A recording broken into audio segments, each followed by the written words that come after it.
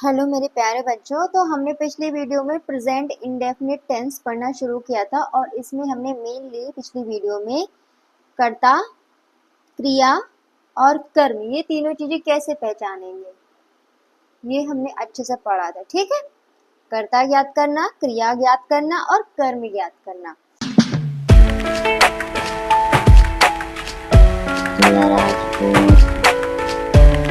तो I hope कि आप लोगों ने अच्छे से इसको रिवाइज किया होगा और आज हम इसके आगे का पढ़ेंगे, रूल्स ऑफ ट्रांसलेशन, अनुवाद के नियम।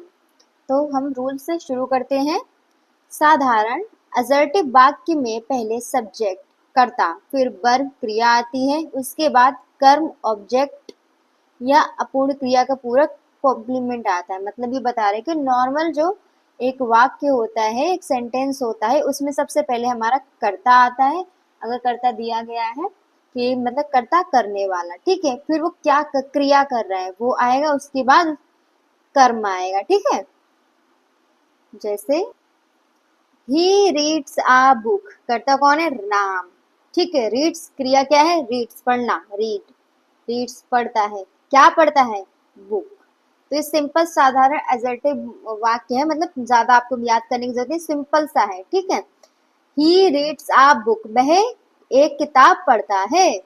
ही इज ब्लाइंड, अब हमारा क्या है? ही जो हमारा कर्ता है वो है क्या है? Blind, he is blind. ठीक है, तो ये हमारा क्या है जो अभी हमने पढ़ा था, ये ऑब्जेक्ट था हमारा। ठीक है, मतलब हमारा कर्म था। और ये हमारा क्या है? ब्लाइंड, ये है क्रिया का पूरक मतलब कॉम्प्लीमेंट। ठीक है, ही रीड्स द बुक और ही इज ब्लाइंड। पहला है वह एक किताब पढ़ता है और दूसरा है वह अंधा है। Okay, now note, present indefinite tense की क्रिया का प्रथम रूप आई, यू, वी, दे और बहुवचन की संज्ञाओं के साथ जैसा का तैसा लगता है। मतलब ये बता रहे हैं कि आई, यू, वी, दे अगर होगा, ठीक है, हमारा कर्ता की जगह अगर ये सब होगा तो हमारा जो क्रिया का रूप है वो फर्स्ट फॉर्म ही लगेगी। मतलब जैसा read, go, wash, watch, teach, do, वो एज इट इज लगेगी, इसमें कोई परिवर्तन नहीं होगा। मतलब जो फर्स्ट फॉर्म हो वो सेकंड फॉर्म या थर्ड फॉर्म नहीं बनेगी, first as it is first form ही वहां पर लगाएंगे।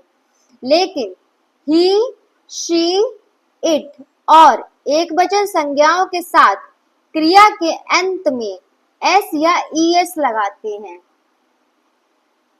मतलब अगर वहां पर ही, शी, इट या कोई नाम, एक वचन कोई भी संज्ञा है, उसके साथ हमारा क्या होगा? जो क्रिया है, वर्ब की फर्स्ट फॉर्म है, उसमें क्या लग जाएगा? एस या ई एस लग जाएगा। एस और या ई एस हम कैसे पता लगाएंगे, ये मैं आपको एक पिछली वीडियो एक और बना के दिखा चुकी हूँ कि किस किस में एस या ई एस लगेगा। ठीक है, तो जैसे यहाँ पे उदाहरण दिया गया, गो, गो में क्या लगेगा? एस या ई एस, गो हो जाएगा गोस, वॉश हो जाएगा वॉशेस। इसमें देखिए देखिए लास्ट में देखिएगा कि ई एस लग रहा है। ठीक है, क्रॉस हो जाएगा क्रॉसेस, वॉच होगा वॉचेस, टीच हो जाएगा टीचेस, डू हो जाएगा डज, कैच हो जाएगा कैचेस, मिस होगा मिसेस, पास होगा पासिस, पनिश होगा पनिशेस, पब्लिश होगा पब्लिशेस। ठीक है, अब कुछ उदाहरण है ऐसे, आई गो मतलब मैं जाता हूँ, यू गो तुम जाते हो, वी गो हम जाते हैं, दे गो वे जाते हैं,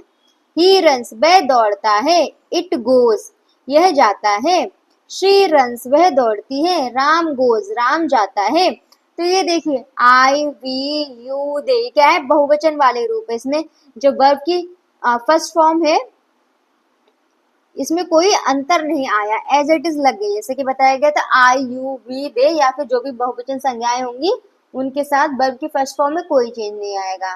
लेकिन यहाँ पर है ही, शी, इट, राम, तो जो भी हमारी ये ही, शी, इट और एक वचन फॉर्म संज्ञा की, उसके साथ हमारी जो वर्ब की फर्स्ट फॉर्म है उसमें एस या ई एस लग जाएगी। जैसे रन एस लग गया है और गो में ई एस लग गया है। ठीक है, नाउ अब हम एक्सरसाइज पे आते हैं।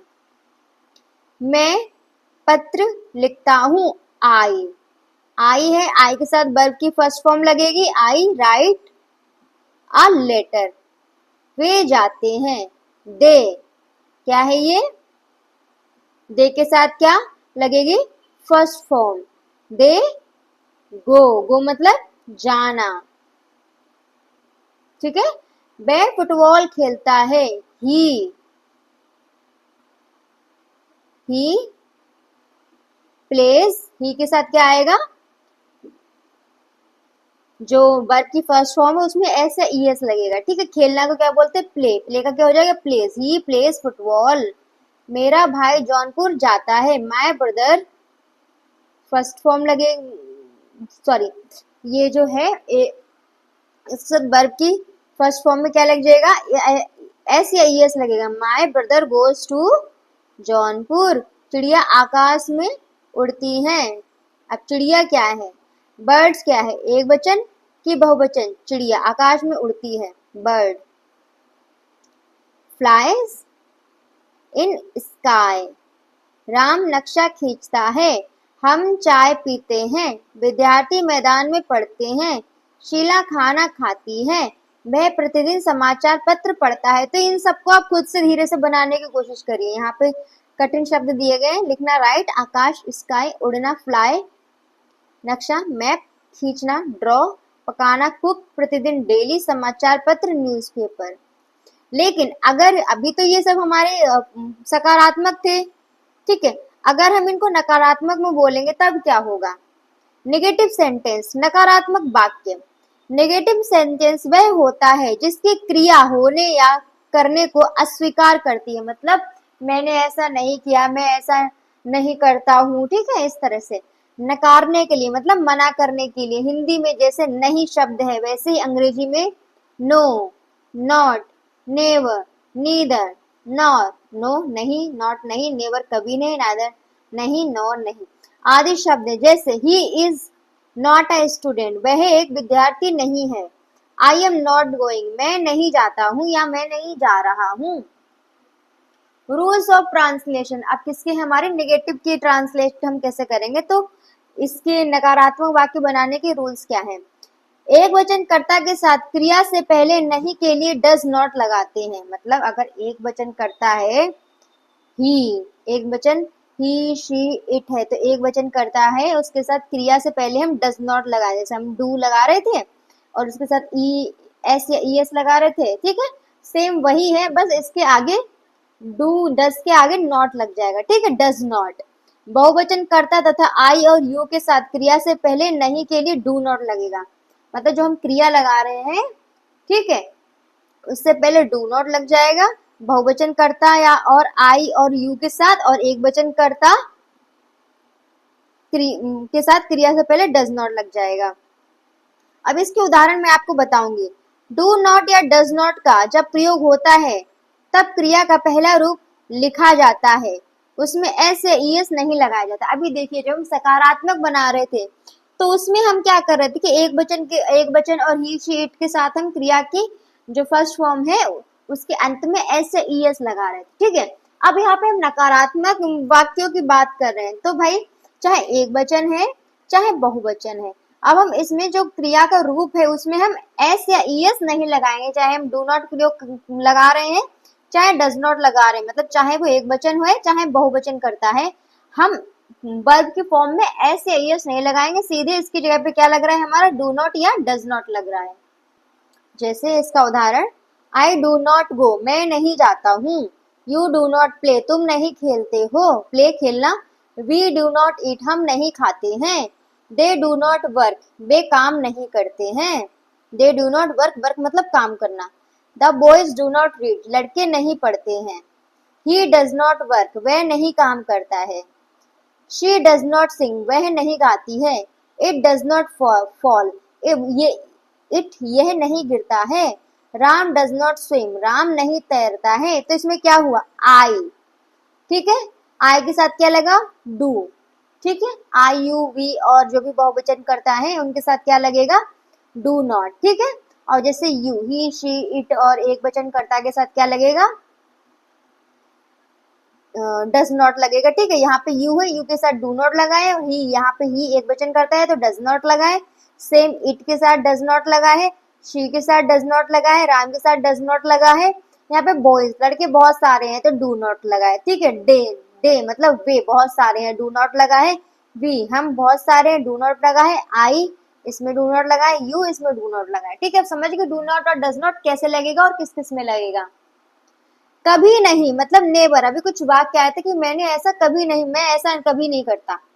नेवर के साथ उसके लिए नेवर लगेगा। नेवर के साथ डू नॉट या डज नॉट का प्रयोग नहीं होता। देखो नेवर मतलब नहीं, कभी नहीं होता ही है नेवर मतलब, ठीक है। तो उसके साथ ही बता रहे कि हमें अलग से नेवर के अलावा भी डू नॉट और डज नॉट प्रयोग करने की जरूरत नहीं है। एक वचन तृतीय पुरुष या संज्ञा के साथ क्रिया में एस या ईएस का प्रयोग और आई यू वी और दे बहुवचन कर्ता के साथ केवल क्रिया का पहला रूप। अब ये बता रहे हैं कि अगर हमें नेवर लगाना है, कहीं पे नेवर की लगाने की जरूरत है, कभी नहीं प्रयोग हुआ है, ठीक है। और वहां पर अगर हमारा आई यू वी दे और बहुवचन करता है तो उसके साथ हम क्रिया का पहला रूप एज इट इज लगाएंगे, ठीक है। लेकिन अगर एक वचन करता है, ठीक है, जैसे ही शी इट, उसके साथ हमारा वर्ब की फॉर्म में एस या ईएस लगेगा, ठीक है। सेम रूल सकारात्मक वाला आ जाएगा, बस यहाँ पे क्या लगेगा नेवर। जैसे ही नेवर गोज, वह कभी नहीं जाता है। ही के साथ क्या लगेगा ईएस गोज, ठीक है। शी नेवर सिंग्स, शी के साथ क्या लग गया है ये वर्ब की फॉर्म में एस। इट नेवर गोस, यह कभी नहीं जाता है। मोहन नेवर स्विम्स, मोहन कभी नहीं तैरता है। आई नेवर प्ले, मैं कभी नहीं खेलता हूँ। यू नेवर रीड, तुम कभी नहीं पढ़ते हो। तो ये देखिए आई के साथ वर्ब की फॉर्म एज इट इज है, कुछ नहीं लगा है। और इसमें यू ही वर्ब की फॉर्म एज इट इज है, इसमें भी कुछ नहीं लगा है। दे नेवर ड्रिंक, तो इसमें दे में भी कोई वर्ब की फॉर्म में चेंज नहीं आया, एज इट इज लगी। दे नेवर ड्रिंक, वे कभी नहीं पीते हैं। बॉयज नेवर बर्थ, लड़के कभी नहीं काम करते हैं। तो इसमें बॉयज बहुत सारे हैं, बहुवचन है तो नेवर है। और जो क्रिया है इसकी फॉर्म में कोई चेंज नहीं आया, एज इट इज लगी है। सो यहाँ एक ये ही के साथ ईएस लगा है, इट के साथ ईएस लगा है फॉर्म वर्ब की फॉर्म में। आई के साथ वर्ब की फॉर्म में कोई चेंज नहीं है। दे के साथ वर्ब की फॉर्म में कोई चेंज नहीं है। और शी के साथ वर्ब की फॉर्म में एस लगा है। मोहन के साथ वर्ब की फॉर्म में एस लगा है। यू के साथ वर्ब की फॉर्म में कोई चेंज नहीं है। और बॉयज के साथ वर्ब की फॉर्म में कोई चेंज नहीं है। और जो हमारा नेवर कहाँ लगा इसकी प्लेसमेंट आप देख लीजिए, इसको कर्ता के बाद लगाना है, ठीक है। कर्ता के जस्ट नेक्स्ट हमें लगा देना है। He never, it never, I never, they never, she never, Mohan never, you never, boys never. Okay. So now translate into English. We will do this exercise. मैं घर नहीं जाता हूँ। मैं I के साथ क्या लगेगा do या does? Do. I do not go to home. घर है तो to home. तुम पत्र नहीं लिखते हो। You के साथ क्या लगेगा do या does? Do. You do not, अब क्या लगेगा वर्ब की फॉर्म राइट, राइट में एस लगेगा, यस लगेगा नहीं लगेगा। क्यों? क्योंकि हमने नकारात्मक का पढ़ा था, इसमें कोई चेंज नहीं होता वर्ब की फॉर्म में, ठीक है। यू डू नॉट राइट, क्या नहीं लिखते हो पत्र, राइट लेटर। वे मैदान में नहीं खेलते हैं। They do not play in मैदान फील्ड।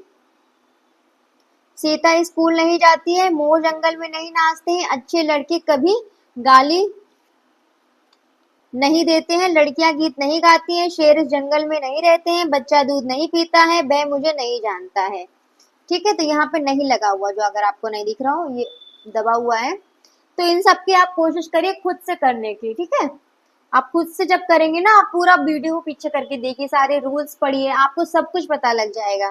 कठिन शब्द मोर, पिकॉक, जंगल, फॉरेस्ट, गाली देना अब्यूज, और गाना गीत गाना, गीत को कहते हैं सॉन्ग, और गाना सिंग। शेर लॉयन, रहना लिव, बच्चा चाइल्ड, पीना ड्रिंक, जानना नो। नेक्स्ट हमारा सी इंटेरोगेटिव सेंटेंसेस। हमने सकारात्मक पढ़ लिए, ठीक है, नकारात्मक पढ़ लिए नेगेटिव, और थर्ड है हमारे इंटेरोगेटिव सेंटेंस मतलब प्रश्नवाचक वाक्य। अब हम प्रश्नवाचक वाक्यों के बारे में ही पढ़ेंगे। प्रश्नवाचक वाक्य के भेद। प्रश्नवाचक वाक्य दो प्रकार के होते हैं। कितने प्रकार के होते हैं ये? दो प्रकार के होते हैं।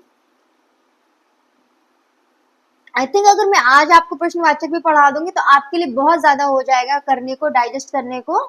तो आई थिंक आज आप नेगेटिव वाले, नकारात्मक वाले के प्रैक्टिस करिए घर पर, खुद से कुछ सेंटेंसेस लिखिए, ये इसके रूल्स फॉलो करिए, इनको याद करिए। और हमारे जो अफर्मेटिव सेंटेंसेस है सकारात्मक, उसके ये जो रूल्स मैंने पढ़ाए हैं, ये आप ये अफर्मेटिव सेंटेंसेस के रूल्स ऑफ ट्रांसलेशन रिवाइज कीजिए और ये नेगेटिव सेंटेंस के रूल्स ऑफ ट्रांसलेशन रिवाइज कीजिए। उसके बाद हम नेक्स्ट वीडियो में अपने आगे से यहाँ पर इंटरोगेटिव सेंटेंसेस हैं यहाँ से शुरू करेंगे, इसके रूल्स ऑफ ट्रांसलेशन हम देखेंगे। ठीक है।